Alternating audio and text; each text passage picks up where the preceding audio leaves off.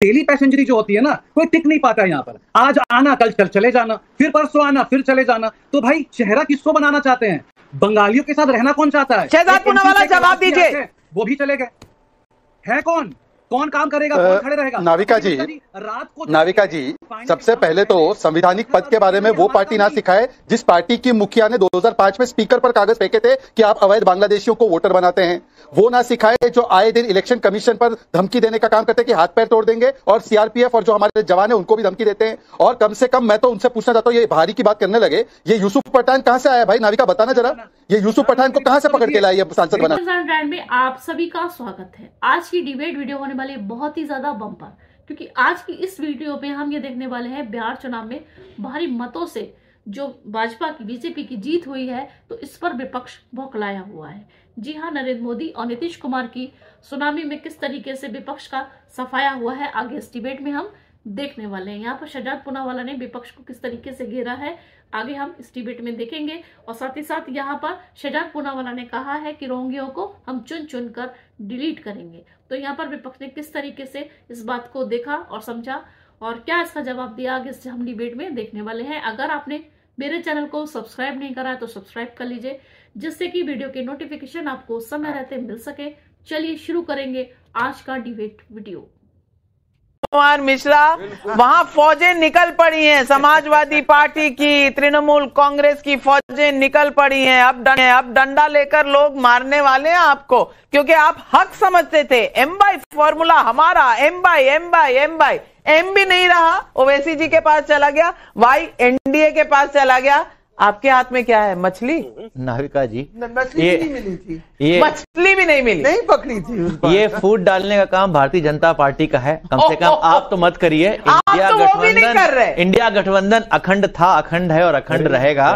अरे बेटे, रही बात चुनाव की, मैथिली शरण गुप्त जी की एक लाइन है, नर हो न निराश करो मन को। और मुझे लगता है इस चुनाव में नीतीश फैक्टर नहीं था, सबसे ज्यादा इफेक्टिव था ज्ञानेश फैक्टर। क्यों?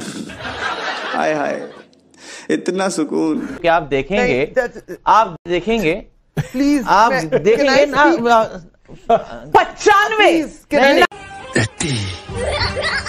95 चुनाव हारने के बाद 95 चुनाव हारने के बाद शहजाद पूनावाला जी, आपने सुना अश्विनी कुमार मिश्रा जी क्या कह रहे हैं और उधर राजकुमार राजन जी क्या कह रहे हैं। आज एग्जिट पोल भी याद आ रहे हैं, आज शेरो शायरी भी याद आ रही है। शहजाद पूनावाला जवाब दे दें इन्हें। सबसे पहले तो नाविका जी, आपके माध्यम से बिहार की देवतुल्य जनता को मैं नतमस्तक होकर प्रणाम करता हूं। और जो शुरुआत में आपने कहा कि भारतीय जनता पार्टी ने सुनामी वगैरह लाया, ये भारतीय जनता पार्टी, नरेंद्र मोदी, नीतीश कुमार की जीत नहीं है, ये जनता की जीत है। ये प्रो इनकम्बेंसी की जीत है, ये प्रो डेवलपमेंट की जीत है, ये प्रो सामाजिक न्याय की जीत है, ये प्रो गुड गवर्नेंस की जीत है, ये सुशासन की जीत है। और इस ना एक दूसरे के ऊपर किस प्रकार के आरोप प्रत्यारोप भी, वो दौर शुरू हो जाएगा 10-15 मिनट के बाद। दूसरी बात, इन्होंने बोला कि हमारे पास मुद्दे बहुत सारे थे। सिर्फ मुद्दे नहीं, पर्सनालिटी जो इस मुद्दे को उठाती है उसकी विश्वसनीयता भी जरूरी है। इसीलिए मुद्दों की आपके पास थी कंगाली दी मां को गाली, कभी बिहार को बोल दिया कि ये बीड़ी वाली, और फिर बोल दिया कि छठी मैया का पूरा मामला है जो ड्रामा वाली। तो ये किस प्रकार से गाली गलौज पर उतर आए। आखिरी बात मैं कहना चाहूंगा नाविका जी, देखिए MY का नया मतलब तो मिल गया है, मुस्लिम और यादव नहीं है, ये है महिला और युवा। पर कांग्रेस ने अपने आप को तब्दील किया MMC, it has become the Muslim लीगी माओवादी पार्टी।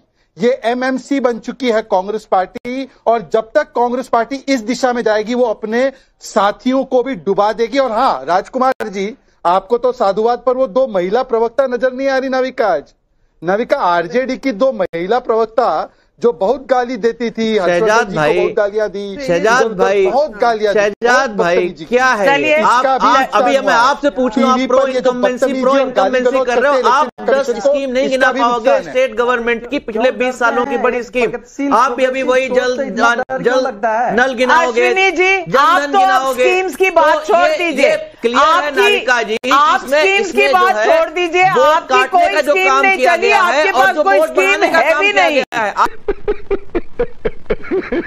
आपके पास कोई स्कीम है भी नहीं। आपकी स्कीम जो है वो मस्कट गई है, कभी कोलंबिया में कॉफी बनाती है, कभी तालाब में मछली ढूंढती है। आपकी स्कीम है नहीं। 95 चुनाव हार चुकी है आपकी स्कीम। लेकिन आज बार बार प्रधानमंत्री ने यही कहा कि मैं बंगाल आ रहा हूं। तौफीकुर रहमान, अब चढ़ाई बंगाल पर है।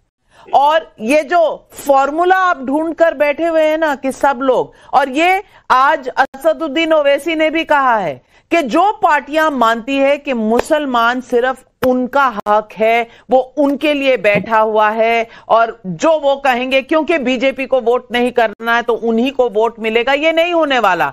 क्योंकि अगर आप माइनॉरिटी बहुल इलाकों में देखें, वहां पर भी एनडीए को भारी जीत मिली है। तौसीफुर रहमान, बंगाल के लिए कुछ चिंता आपको आज हो रही है? बंगाल की बात कर रही है, बंगाल में टीएमसी थी, टीएमसी है और रह गई, वो रह जाएगी, उसमें कोई मसला नहीं है। मगर नविका जी देखिए, एक बहुत अफसोस की बात है, कितना खुशी का माहौल है आपके स्टूडियो में, सभी हंस रहे हैं। मगर आज जो गिरिराज सिंह जी ने जो कहा कि बांग्लादेशी सरकार, रोहिंग्या सरकार, वो खुद एक संवैधानिक एक पद में बैठे हैं, और ऐसे कॉन्स्टिट्यूशनल पद में बैठने के बाद अगर आप किसी को रोहिंग्या और बांग्लादेशी कहकर अटैक कर रहे हैं तो वही है मुंगेरी लाल के हसीन सपने।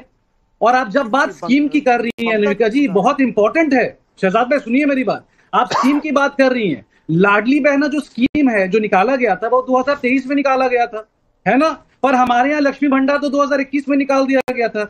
सो वी आर नॉट दो स्टूडेंट्स, हम वो वैसे स्टूडेंट्स नहीं है कि केमिस्ट्री की ब्लू लिटमस टेस्ट फाइनल के एक रात पहले करेंगे। हमारा एग्जाम तो 2021 के रात से शुरू हो गया था 2026 तक, तो हमें किसी बात का टेंशन नहीं है। मां माटी मानुष्य सरकार था, है और रहेगा। और बीजेपी, देखिए बीजेपी तो मेहमान है भाई साहब, कुछ ज्यादा नहीं हो गया ये? प्रॉब्लम ये नहीं कि कौन गुजरात में रहता है कौन बॉम्बे में रहता है, मगर ये डेली पैसेंजरी जो होती है ना, कोई टिक नहीं पाता है यहाँ पर। आज आना कल चले जाना, फिर परसों आना फिर चले जाना। तो भाई चेहरा किसको बनाना चाहते हैं? बंगालियों के साथ रहना कौन चाहता है? शहजाद पूनावाला जवाब दीजिए। वो भी चले गए, है कौन काम करेगा, कौन खड़े रहेगा? नाविका जी, रात को नाविका जी, सबसे पहले तो संवैधानिक पद के बारे में वो पार्टी ना सिखाए जिस पार्टी की मुखिया ने 2005 में स्पीकर पर कागज फेंके थे कि आप अवैध बांग्लादेशियों को वोटर बनाते हैं। वो ना सिखाए जो आए दिन इलेक्शन कमीशन पर धमकी देने का काम करते हैं कि हाथ पैर तोड़ देंगे, और सीआरपीएफ और जो हमारे जवान है उनको भी धमकी देते हैं। और कम से कम मैं तो उनसे पूछना चाहता हूँ, ये भारी की बात करने लगे, ये यूसुफ पठान कहाँ से आया भाई? नाविका बताना जरा, ये यूसुफ पठान को कहां से पकड़ के लाए ये सांसद बनाने के लिए? ये शत्रुघ्न सिन्हा कहां से आए? ये कीर्ति आजाद कहां से आए? ये कीर्ति आजाद और शत्रुघ्न सिन्हा और यूसुफ पठान ये बंगाली है क्या? और नाविका जी, आखिरी बात मैं कहना चाहता हूं और सारे आपके दर्शक सुन ले, हम एक एक रोहिंग्या और घुसपैठियों को डिटेक्ट करेंगे, डिलीट करेंगे, और बंगाल में सरकार बनाने के बाद उनको डिपोर्ट भी करेंगे। रोहिंग्याओं के समर्थक कान खोल के सुन ले। एक भी नाम अगर डिलीट कर दीजिए जो लेजिटिमेट है, शहजाद ओपन चैलेंज कर रहा हूं, मैं थूकता हूं तेरी सूरत पे। अगर एक भी लेजिटिमेट नाम अगर डिलीट हुआ तो हम दिल्ली में मिलेंगे आपसे, आप याद रखिएगा। दिल्ली में मिलेंगे? बाप रे बाप, धमकी अभी कल की धमकी का रिजल्ट आपने देख लिया क्या हुआ है। बिहार में 203 सीटें एनडीए को आई हैं। कल धमकी दे रहे थे आरजेडी वाले, आज उनका सुपड़ा साफ है। अब तौसीफ भाई आप भी धमकी दे रहे हैं। भाई ने बोला करने का तो करने का। आपको आज की यह वीडियो देखा आपने, विपक्ष किस तरीके से धमकी पे धमकी दे रहा है, इस पे शहजाद पूनावाला ने उनकी बात को किस तरीके से रखा, और साथ ही साथ उन्होंने कहा कि चुन चुन कर मारेंगे, चुन चुन कर रोहिंग्यों को डिलीट करेंगे। तो कैसी लगी आपको आज की वीडियो, ये आप बताना ना भूलिएगा। और अगर आपको ये वीडियो पसंद आई हो तो मेरे चैनल को सब्सक्राइब करें और शेयर करना बिल्कुल भी ना भूलें। मिलते हैं नेक्स्ट वीडियो में, तब तक के लिए जय हिंद।